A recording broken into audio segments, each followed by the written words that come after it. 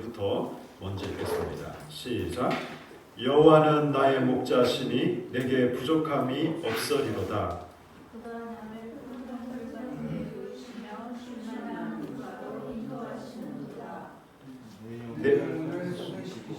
자기 이름을 위하여 의의 길로 인도하시는도다. 내가 사망의 음침한 골짜기로 다닐지라도 해를 두려워하지 않을 것은 주께서 나와 함께 하십니다. 주의 지팡이와 앞대기가 나를 안위하시나이다. 주께서 내 원수의 목전에서 내게 상을 차려주시고 기름을 내 머리에 부으셨으니 내 잔이 넘치나이다. 내 평생의 선하심과 인자하심이 반드시 나를 따르니 내가 여호와의 집에 영원히 살리리라. 아멘. 여러분, 우리는 지금 매일 성경 본문을 따라 시편을 묵상하고 있습니다. 저는 시편을 묵상하면서 저는 상당히 좋은데 여러분은 좀 어떠신가요? 시편 묵상을 좋아요. 네, 네, 좋아요 나왔습니다. 어렵다. 네. 싫어요 안 나와서 다행이네요. 저는 개인적으로 시편 묵상하면서 참 좋은 게요. 제가 시편을 그냥 여러 편을 읽으면서는 시편을 처음부터 끝까지 몇 번 읽어봤지만 매일 한 편씩 좀 이렇게 정독을 하고 음미하면서 이렇게 읽는 것은 처음입니다. 이렇게 묵상하는 것은요. 뭐 전혀 새로운 내용은 아니지만 시편을 한 편씩 또 정독하고 음미하고 이렇게 생각해 보는 것 자체가 참 감사한 일이었습니다. 여러분 5월 말로 시편 23편까지 끝나고 이제 10월 달에 다시 시편 24편으로 이렇게 넘어가거든요. 뭐 이렇게 구성이 되어 있습니다. 저는 매일 성경에 이런 구성도 좋은 것 같아요. 너무 한꺼번에 처음부터 끝까지 하지 않고 좀 지겨울만 하면 또 다른 것으로 이렇게 하고 해서. 그리고 시편 23편은요 너무나 잘 알려졌습니다. 이건 교회 다니지 않는 사람들도 알 법한 시가 바로 시편 23편이고요. 특히 우리 기독교인들에게 시편 23편은 거의 시편의 교과서와 같은 가장 대표적인 시라고 해도 과언이 아닐 만큼 그런 시가 바로 이 시편 23편입니다. 원래는 제가 지금 무슨 강의를 하고 있죠? 네, 로마서 강의를 하고 이번 주 할 설교 본문도 로마서가 다 정해져 있었고 제가 설교 준비도 다 끝냈어요. 그런데 제가 시편 23편을 묵상하다 보니 저는 이제 묵상 나눔을 하기 위해서 한 며칠을 앞서서 묵상을 하잖아요. 시편 23편을 묵상하는 중에 제가 강하게 그런 마음이 들었습니다. 우리 성도님들과 이 시편 말씀을 좀 설교로 나누어야겠다. 좀 나누고 싶다. 그런 마음이 강하게 들어서 제가 이런 일은 좀 별로 없습니다. 저는 가능하면 좀 계획, 이렇게 설교 계획과 어떤 이렇게 나와 있는 스케줄대로 보통은 가는데 간혹 이런 일이 있는데 오늘이 바로 그런 날입니다.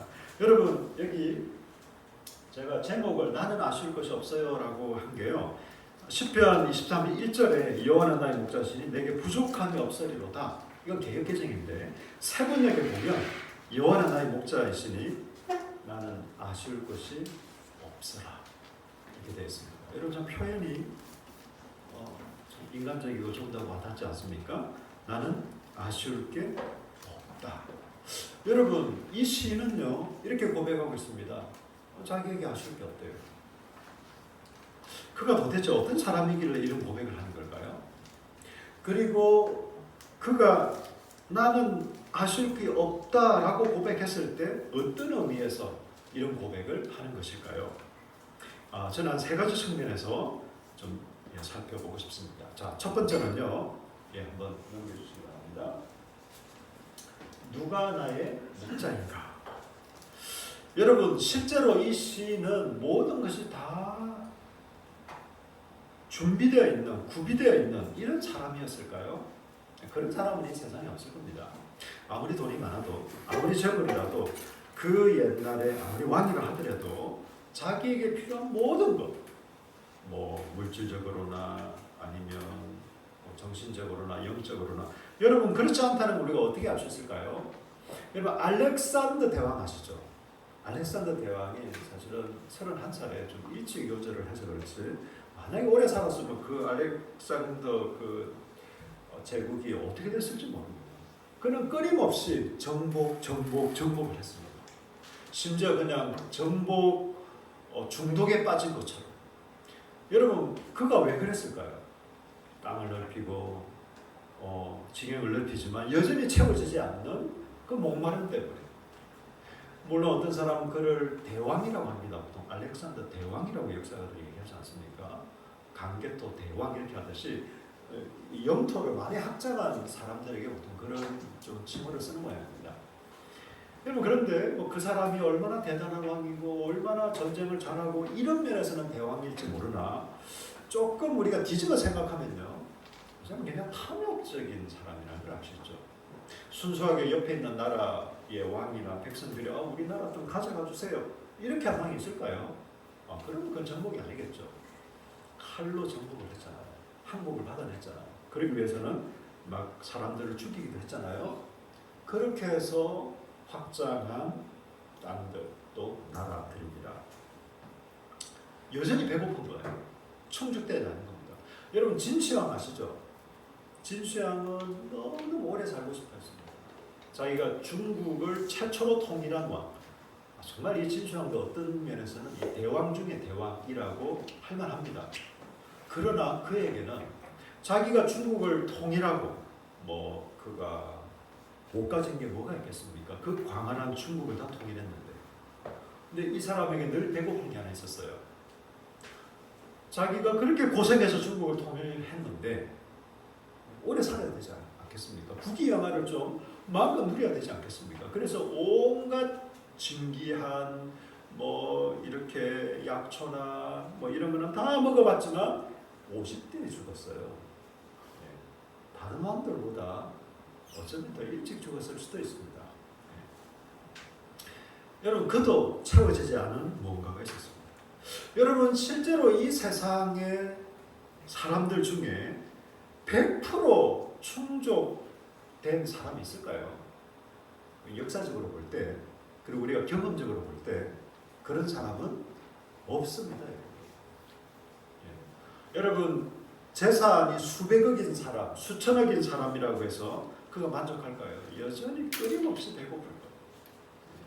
그 배고픔은 누구에게나 있습니다. 그렇다면 도대체 이런 고백은 사실은 이 세상에 있는 사람이 할 수 없는 고백이에요. 그렇다면 이 시인은 고백을 합니다, 실제로. 그런데 어떤 의미에서 이런 고백을 할까요?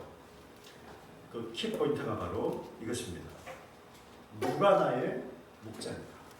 그가 나는 부족할 것이, 나는 아쉬울 것이 없어라 얘기할 수 있는 이유는 여호와가 나의 목자이기 때문에,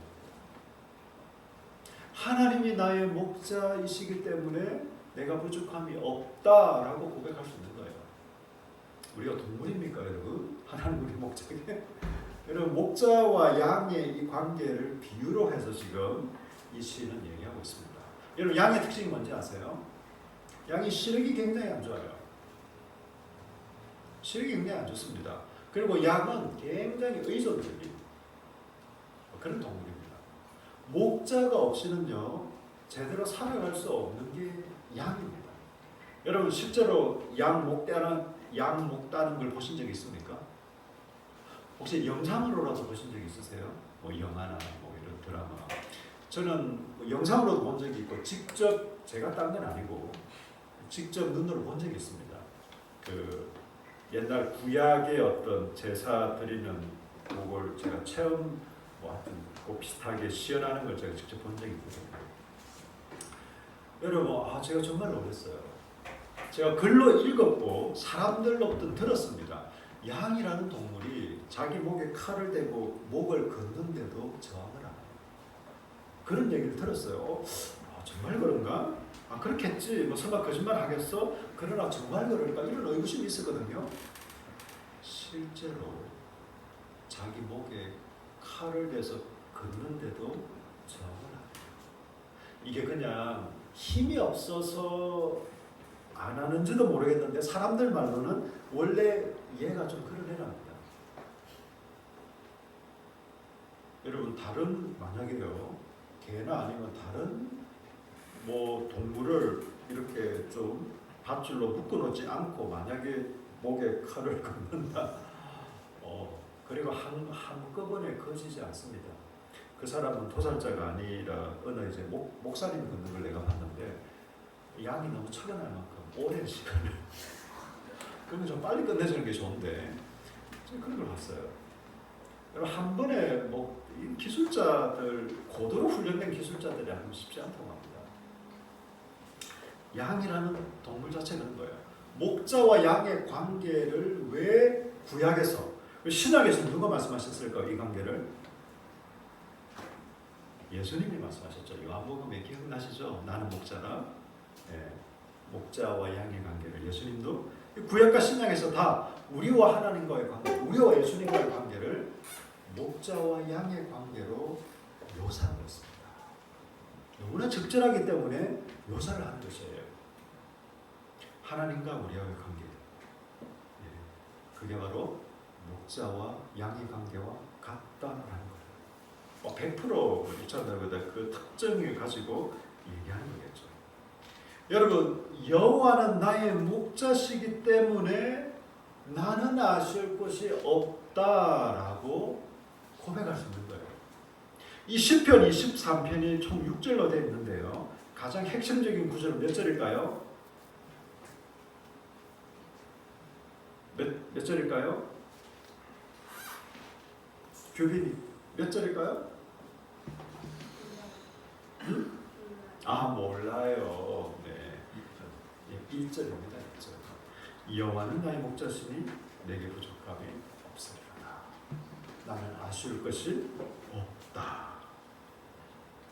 여러분 제가 어느 책에서 읽은 내용인데요. 이분이 그리스도인인데 막 회개를 하더라고요. 왜 회개를 하냐면 이분도 뭐 어느 정도 좀 재산도 있고 한 분이세요. 그 책 내용에는 자기가 아는 청년 중에 미래에 대한 불안과 두려움이 없는 청년이 있어요. 자기가 만난 그리고 알고 있는 청년 중에. 근데 왜 그런가 봤더니 자기 아버지 재산이 꼴랑 수십억. 여러분 제가 그렇다고 재산이 많다고 해서 이 말씀드리는 건 아닙니다. 우리 흔히 부자라고 할 때 워낙 부자들이 많으니까. 예, 우리가 저는 수천만 원도 없지만 꼴랑 자기 아버지 재산이 수십억인데 미래에 대해서 별로 염려하지 않더랍니다. 그러면서 자기가 이런 생각했대요. 우리 하나님 아버지가 꼴랑 수십억 재산 가진 저 젊은 친구의 아버지만도 못하나? 여러분 어떠세요? 하나님이 여러분 아버지라며요. 하나님 우리 아버지라면서요. 우리 하나님 아버지가 꼴랑 수십억 재산가 보다도 못한가요? 만약 우리가 미래에 대한 불안, 두려움, 누구든지 그런 좀 알지 못하는 불안과 두려움이 있겠지만 그러나 우리가 염려하진 않잖아요. 미래에 대한 불안과 염려 속에 우리가 살아간다면 우리 정말 회개해야겠죠. 정말 하나님이 우리 아버지신가? 내가 정말 하나님을 아버지로 믿고 있는가? 그분과 나와의 관계가 꼴랑 이거밖에 안 되는가? 이렇게 한번 진지하게 또 심각하게 한번 생각해 봐야 하는지도 모르겠습니다. 여러분 시편 34편 10절에 이렇게 말하고 있습니다. 우리 다 같이 한번 읽을까요? 시작. 젊은 사자는 잠깐만요. 다 같이 읽겠습니다. 시작. 젊은 사자는 궁핍하여 줄일지라도 여호와를 찾는 자는 모든 좋은 것에 부족함이 없으리로다. 아멘. 예, 젊은 사자는 궁핍하여 줄일 수도 있답니다. 이 밀림의 왕, 모든 킹 오브 킹, 왕, 그 동물 중에 왕인 이 사자, 그것도 노쇠한 사자가 아니라 젊은 사자도 먹이를 못 찾거나 사냥이 실패하면 굶주릴 수 있죠. 근데 여호와를 찾는 자는 모든 좋은 곳에 부족함이 없다.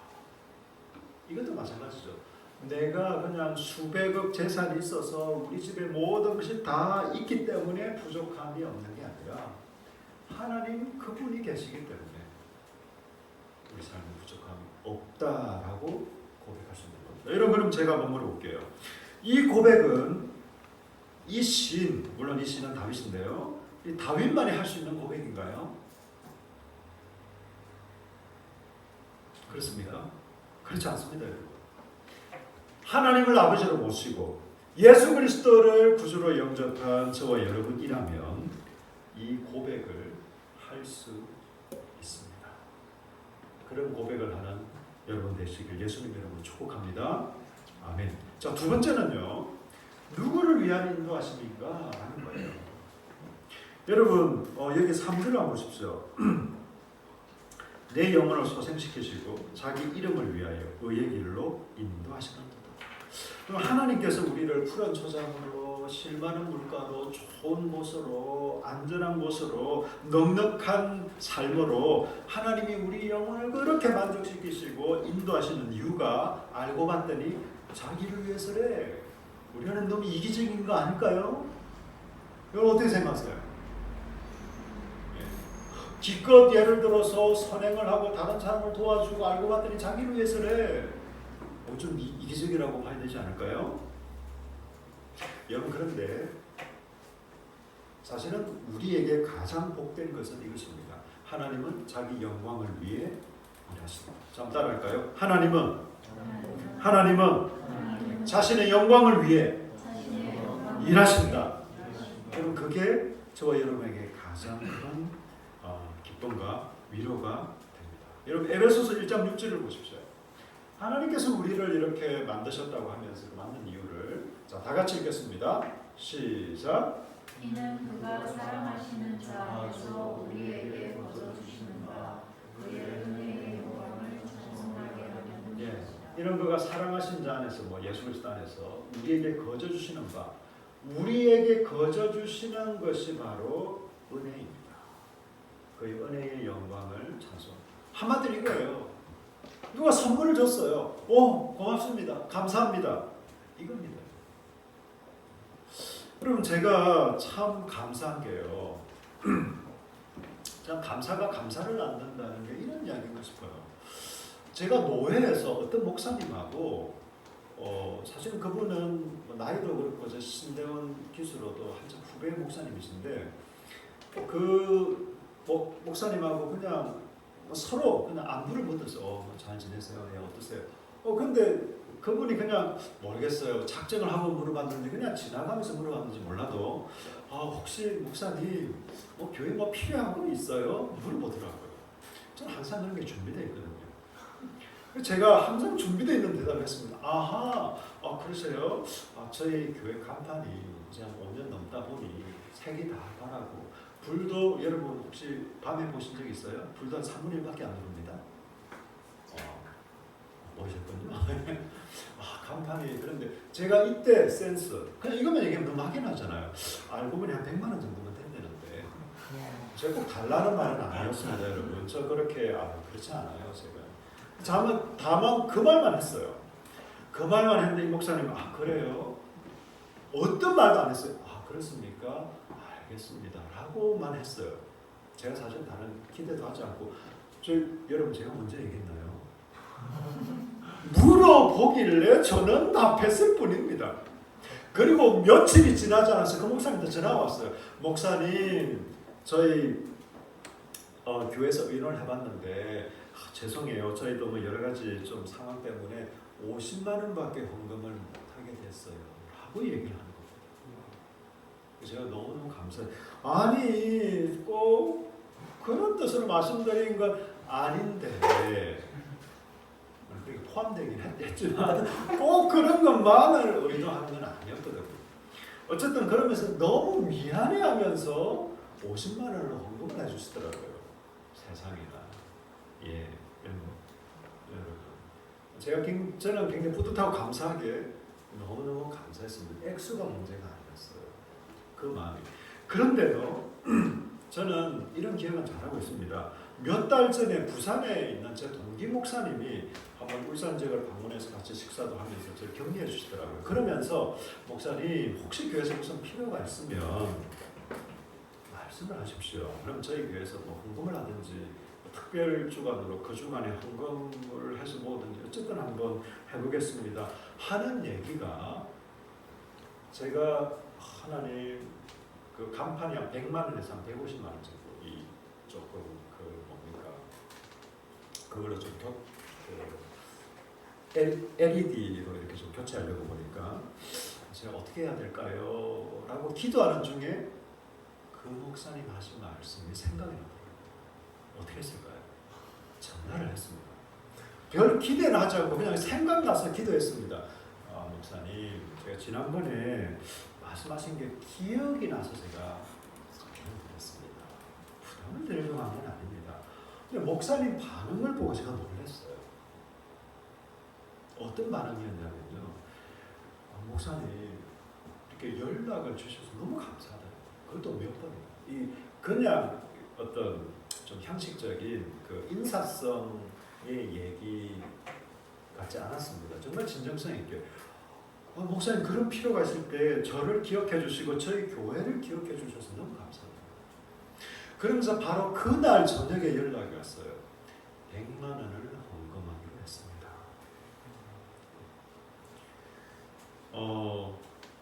여러분 그러면서 제가 너무 감사했어요. 그래서 어떻게 했을까요? 정말 감사를 했습니다. 그냥 뭐 형식적인 이런 게 아니라 저도 감사한데 그 목사님이 몇 번 통화를 하면서 목사님 저를 기억해 주시는 것 같아요. 제가 이런 일에 쓰임을 받게 제가 그랬어요. 처음 헌금해준 목사님한테 전화를 드렸어요. 제가 경감을 좀 드리겠습니다. 목사님 무슨 경감을 이런 필요 없어요 하길래 그게 아니고 사실은 여차에서 여차에 됐습니다 하니까 그 목사님이 너무 흡족해 하시고 감사해 하시고 그러면서 마지막 한마디 한 걸 제가 기억하고 있습니다. 목사님 너무 허무하고 참 감사한 일입니다. 다음에 또 이런 일이 있을 때는 연락해 주십시오. 제가 이 일에 참 저희도 함께하고 쓰임받는 게 너무 행복하고 감사한 일입니다. 제가 이런 일을 기억할까요 못할까요? 당연히 기억하고 있을 것이에요. 여러분 참 감사한 일입니다. 도움을 받아서 감사한 것도 있지만 여러분 저는 제가 가끔은 뭐 이렇게 여유가 있어서가 아니라 제가 가끔은 헌금을 하거나 플로잉을 할 때가 있습니다. 뭐 현금으로 할 때도 있고 다른 것으로 이렇게 할 때가 있는데 여러분 제가 도움을 받을 때도 감사해요. 근데요 작은 도움이라도 줄 때 더 제가 행복해하는 저를 발견합니다. 여러분 경험해 보십시오. 액수의 문제가 아닙니다. 여러분 재벌들만 그렇게 할 수 있나요? 아니요. 돈이 많은 사람들은 어쩌면 더 힘들 수도 있습니다. 액수의 문제가 아니고 또 뭐 가난하거나 부하거나 그런 문제가 아닙니다. 감사. 하나님은요 여러분 거저 주시는 바 그의 은혜 여러분 은혜가 거저 주는 거잖아요. 이걸 공짜라고 얘기하면 조금 천박하게 들리기 때문에 우리가 그런 표현들을 좀 안 하려고 하지만 내용상으로는 맞는 말이에요. 공짜. 여러분 우리가 노력해서 구원받았나요? 우리가 노력해서 하나님 자녀 됐나요? 여러분이 재벌집 아들과 딸이 아무리 노력해도 될 수 있을까요? 서로 된다 하더라도 그거하고는 비교할 수 없는 게 우리 하나님 아버지 아들과 딸이 되는 건데 그걸 여러분 우리가 죄인되었을 때 우리가 아무 노력도 하지 않고 우리는 아무 자격도 없는 그때에 저와 여러분을 하나님의 아들과 딸로 삼아주셨습니다. 우리가 할 수 있는 건 뭘까요? 감사밖에 없습니다. 이걸 다른 표현으로 영광을 돌린다 이렇게 표현을 하는 겁니다. 여러분 그래서 하나님은 당신의 영광을 위해 일하십니다.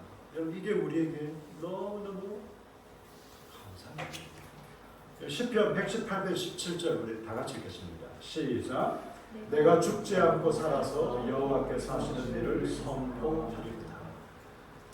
내가 죽지 않고 살아서 하나님께서 하시는 일을 선포하겠습니다. 여러분 제가 친구 이야기를 할게요. 제 부산에 살고 있는 친구가 굉장히 어려운 시기를 지났다. 제가 엊그저께 며칠 전에 통화를 했는데 그 친구 하는 말을 듣고 제가 너무 마음이 아팠고 또 너무 미안했어요. 그 친구가 하는 말이, 야 친구야, 상균아,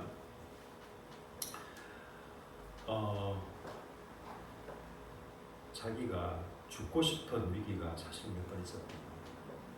굉장히 심각할 정도로 어쩌면 죽었을 수도 있는데 내가 지금 살아나니 너한테 이런 말을 한다. 내가 정말 죽음의 터널을 지나고 있을 때, 내가 정말 생가사고 어떤 병원에 입원했거나 그래서가 아니라 자기 상황이 너무 낙담되고 그냥 자기 삶을 포기하고 싶어서 그럴 때는 누구에게도 얘기할 수가 없었다. 특히 경상도 남자인 나에게는 더 그렇더라. 그런데 네가 많은 도움이 되었다. 물론 그 얘기도 같이 했습니다. 제가 그러면서 제가 이 친구가 조금 어려운 상황이기도 하고 마음도 좀 힘들기도 하고 그런 건 알았지만 이렇게까지 힘들이라고는 제가 생각을 못했어요. 그리고 나름대로 뭐 위로한다고 하고 몇 번 만나기도 하고 뭐 이렇게 했다고는 하나 내가 무슨 뭐 도움을 준 게 있을까 좀 그런 마음이 들기도 하고 참 미안한 마음이 들었어요. 근데 얘가 하는 말이 내가 이제 좀 살아나니 너한테 이런 말도 하기도 하고 내가 그 힘든 시기가 있었다는 것도 내가 지금 얘기할 수 있다. 그러면서 제가 이 생각이 스쳐 지나갔습니다. 우리 그리스도인들이라고 해서 힘든 상황이 없나? 여러분 예수 믿는다고 해서 사업에 실패하지 않습니까? 예수 믿는다고 해서 시험 치면 다 합격합니까? 여러분 예수 믿는다고 해서 어떤 병에도 걸리지 않습니까? 그렇지 않습니다, 여러분. 여러분 우리 사회에서 일어나는 사고의 퍼센테이지를 따져보면요, 기독교인이 우리나라에 차지하고 있는 퍼센테이지와 그다지 큰 차이가 나지 않습니다. 그럼 우리 하나님은 그러면 뭐 우리를 사랑하시지 않는 겁니까?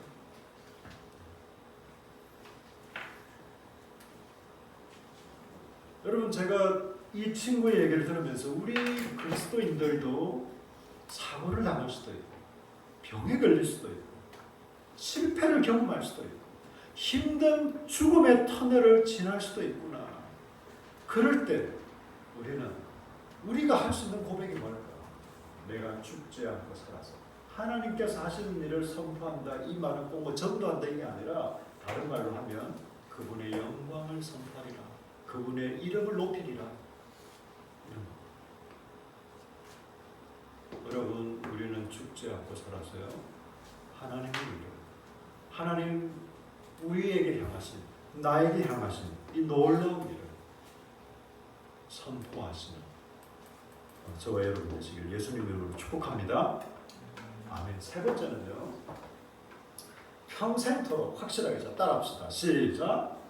평생토록 확실하게. 다시 한번 시작. 평생토록 확실하게. 네, 평생토록 확실하게.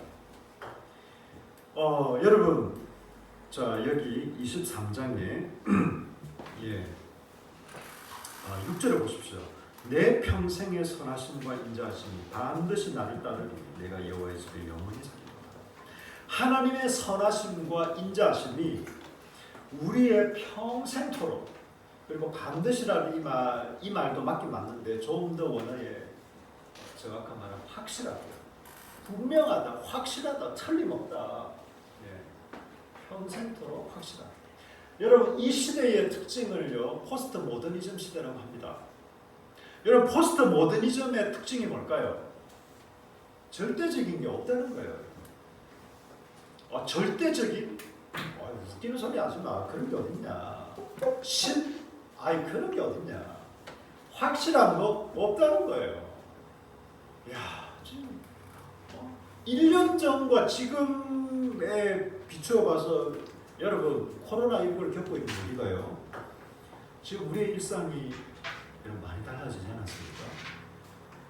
놀랍지 않으세요? 별로 놀랍지 않으시는군요. 네, 저는 좀 놀랍습니다. 코로나19 이전과 이후로. 근데 여러분 물론 지금보다 어쩌면 뭐 백신 개발도 눈앞에 두고 있고 뭐 물론 언제 할지 모르겠지만 어쨌든 올해보다 내년이 좀 더 나아지리라고 생각을 하지만 내년에 또 어떤 상황이 바로 발생할까요? 아무도 예측을 할 수 없어요. 정말 확실한 건 없다라고 얘기하는 게 이게 과한 말이 아닙니다. 제가 잘못했네요. 영원한 것은 없다. 영원한 건 없다고 얘기해요. 영원한 게 뭐냐? 따라서 평생 직장 있다 없다? 없다. 이렇게 얘기를 합니다. 옛날엔 그래도 어느 직장에 들어가면 정년을 마칠 때까지 그래야 그 사람의 성실성 내지는 안정감 뭐 이렇게 했는데 요즘 여러분 그렇게 잘 하지 않아요. 이게 포스트 모더니즘의 시대. 저는 우리 청년들을 볼 때 참 산무라고 하잖아요. 산무. 연애 없다, 결혼 없다, 출산 없다. 이 시대를 살아가는 우리 젊은이들이 느끼고 하는 말이 이렇습니다. 그러나 하나님 뭐라고 얘기했습니까? 여호와는 나의 목자시니 우리는 평생토록 확실하게 안전하고 감사하고 보장되어 있다고 얘기할 수 있습니다. 다음 넘겨 주시겠어요? 그래서 여러분 우리는요 이렇게 말해야 돼요. 우리는 3류를 얘기해야 됩니다. 건전한 연애 있다. 행복한 결혼 있다. 다산 있다. 여러분 결혼하시면 꼭 셋 이상을 낳으시길 축복합니다. 둘은 반칙이에요. 다행히 저는 참 짝수를 맞추지 못한 게 너무 많습니다. 우리 여자 형제 둘은 있는데 요셉이 남자 형제를 하나 맞추지 못한 게 지금도 여전히 아쉽지만 지금은 도전하고 싶지 않습니다. 우리 그리스도인들은요 다산 있습니다. 요한복음 10장 10절에서 이렇게 고백하고 있습니다. 도둑이 오는 것은 도둑질하고 죽이고 멸망시키는 것뿐이요 내가 온 것은 양으로 생명을 얻게 하고 더 풍성히 얻게 하는 것이다. 이게 우리 주님이 하신 말씀이에요. 내가 온 것은 예수님이 온 것은 양으로 우리가 뭐 동물 아니잖아요. 비유를 한 것이죠. 목자와 양의 양으로 우리로 생명을 얻게 하고 더 풍성히 얻게 하려고 내가 왔다라고 얘기했습니다. 여러분 이 시편 23편은요 너무나 아름답고 감미로운 시입니다. 그냥 듣기에 좋은 시 정도가 아니라 그 내용이 너무 가슴 벅찬 시입니다. 우리가 이런 존재라고 합니다. 양과 목자의 관계를 통해서 하나님과 우리와의 관계를 말씀하고 있습니다. 이 양과 목자가 이끌어 내려가는 게 목자예요. 목자의 보호 속에 살아가는 게 양입니다. 제가 마지막으로 여러분께 묻고 싶습니다. 하나님이 여러분의 목자이십니까? 아멘이십니까? 아멘이십니까? 그럼 우리 한번 좀 기도하고 싶습니다. 하나님이 여러분의 진정한 목자 되시기를 축복합니다. 하나님, 저의 목자이시오. 여러분 여전히 아직 하나님 정말 나의 목자인가? 내가 정말 하나님의 그 자녀 맞나? 그럼 혹시 이런 마음 드시면 좀 기도하십시오. 소리내서 한번 기도해보세요. 하나님, 사람들은 이렇게 얘기하고 성경은 또 이렇게 얘기하고 목사님도 저렇게 얘기하시는데 제 마음에 잘 와닿지 않습니다. 잘 이렇게 받아들여지지 않습니다. 여러분 한번 기도해 보십시오.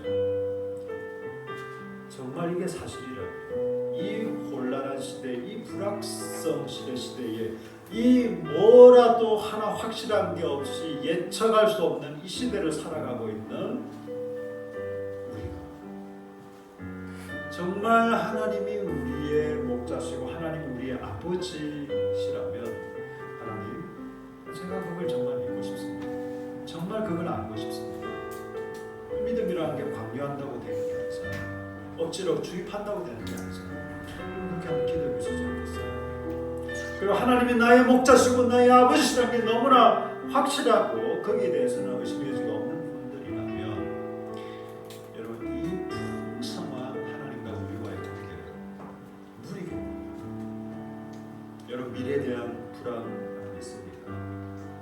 어떤 산에 대한 염려와 두려움이 있습니까? 우리 하나님께 좀 내려놓으십시다. 하나님께 좀 맡기십시다. 여러분의 아버지가 되시지 않습니까? 우리 좀 다 같이 기도하십시다. 좀 통상으로 소리내서 우리 함께 기도하겠습니다. 다 같이 기도합니다. 아버지 감사합니다. 고맙습니다. 하나님 우리의 목자 되시고 우리의 영의 아버지 되십니다. 아버지 하나님 오늘 시편 23편을 묵상했습니다. 그리고 말씀을 나누었습니다. 오 주님 감사합니다. 고맙습니다. 하나님 감사합니다. 고맙습니다. 아버지 하나님 우리의 목자이십니다. 하나님 우리의 아버지이십니다. 아버지 미래에 대한 염려, 불안, 두려움 하나님 또 우리 삶에 대한 두려움 이 시대가 불확실하고 무엇 하나도 단정할 수 없고 주님 안전한 것이 없다고 지금 사람들은 소리치고 있습니다. 그렇지만 우리는 하나님 당신이 우리 아버지 되시기 때문에 안전하다고 확실하다고 단지 한순간이 아니라 평생토록 아니 영원히 만족하고 안전하다고 우리는 고백할 수 있습니다. 주님 감사합니다. 고맙습니다. 하나님 감사합니다. 고맙습니다. 오 주님 하나님 우리로 하여금 이 감사를 표하도록 하나님께 이 영광을 돌려드리도록 저희들을 창조하시고 만드셨다고 했는데 오 주님 감사합니다. 아버지 하나님 감사합니다. 고맙습니다. 하나님 우리의 목자 되시오니 하나님 우리의 아버지 되시오니 저희가 안심하고 감사하고 안전함을 느끼며 하루하루를 살아갈 수 있도록 도와주십시오. 우리 주 예수님 이름으로 기도합니다. 아멘.